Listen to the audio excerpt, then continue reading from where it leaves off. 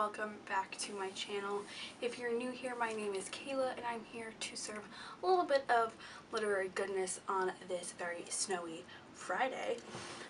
So today I have my first book review of 2018, and I would like to note that it is the 5th day of the month, and I read this book entirely in the first day on New Year's Day, and it was so good, and that's why I read it all in 24 hours. I would like to point out that this book is not at all sponsored by the publisher or the author in any way. I picked up this book and I really liked it and I wanted to share that review with you. So let's get into it. So today I'm reviewing The Prince in Disguise by Stephanie Kate Strom. It is a YA realistic fiction romance novel, and it was super sweet and super good. It follows Dylan, who is a 16-year-old track star living in Mississippi, who's always been in the shadow of her older sister Dusty, who is a pageant winner. And this kind of takes place after the filming of a TV show, a reality TV show, The Prince in Disguise, in which her sister Dusty falls in love with a Scottish laird. And now they're in the stage where they're going to go to Scotland to film the wedding.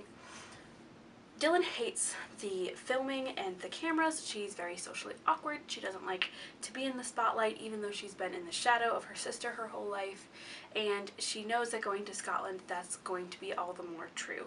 So she's not looking forward to her trip to Scotland very much. And she's kind of reluctant to go, but when she gets there, she obviously has to put up with all of Dusty's crap and getting ready for the wedding. She's a little bit of a bridezilla. She has to put up with the cameras and the filming people who are very adamant in having her on screen, even though she doesn't want to be. But she also meets a boy named Jamie, who's very quiet and shy and reserved and a little eccentric, but they hit it off and they become really good friends, and they kind of become a source of comfort for each other throughout all of the harrowing things that happen in the filming.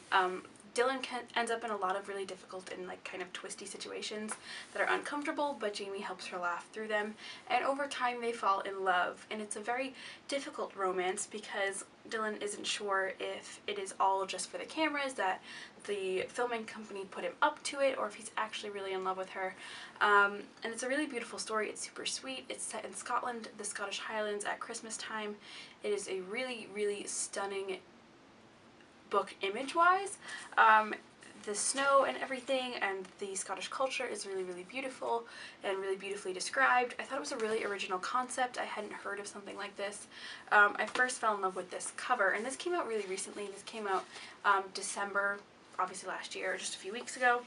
I love the cover. I don't know if you can see it, but it is red and black, well, red and dark red plaid, and then there's obviously a table and some treats and tea and sweaters. And it's a very sweet, very cozy read. It did not take me very long. It's not a long book. It's about 300 pages. So it's really easy to get through, but by the end of the video, or the end of the book, I had wanted them to be in love so much that I was not satisfied when it ended, and I only wanted more. There's a huge plot twist in the book that I should have seen coming before I did, but it was very, very well done, and I thought for a debut novel that this was a really, really good story.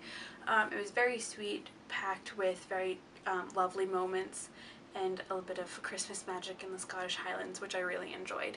And I think this book is kind of me in a book. I want to move to Scotland, fall in love with a Scottish lord or something, and get married around Christmas time. That is my life in a book. It was so good, and I highly recommend it. I gave it a 5-star review, and if this is how I'm going to start off my reading year in 2018, I'm super excited. So I highly recommend this if you're looking for a light and wonderful and lovely and happy read. I highly recommend The Prince in Disguise if you're looking for a little bit of romance to begin 2018. It was super, super good, and I highly recommend picking it up, and it was a 5-star from me. I thought it was a really good story of first love and navigating these awkward feelings when you're not sure if someone likes you or not, and how you really, really hope that they like you, but you're never really sure. I thought it was a really realistic read. I could really relate to Dylan. I would not want those cameras in my face all the time.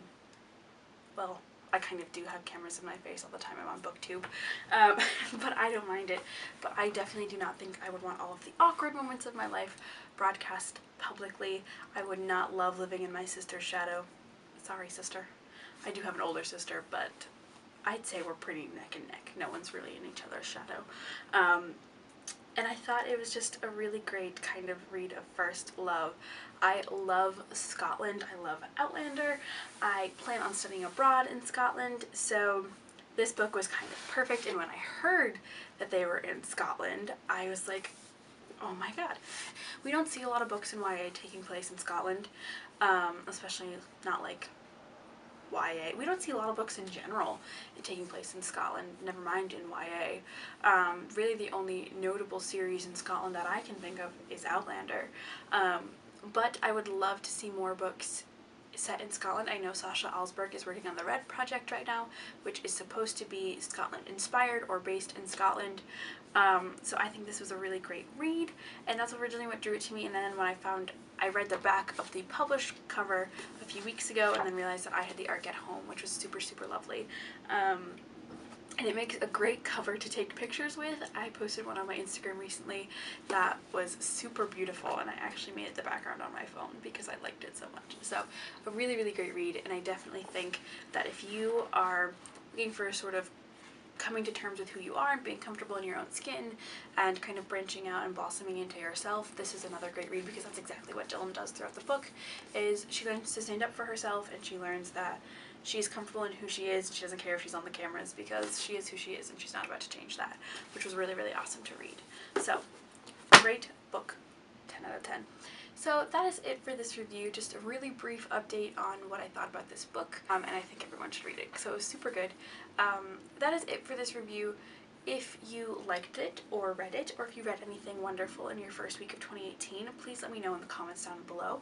If there's anything else that you think I should be reading in the first week of 2018, please also leave that in the comments down below, because I am always looking for new things to be reading.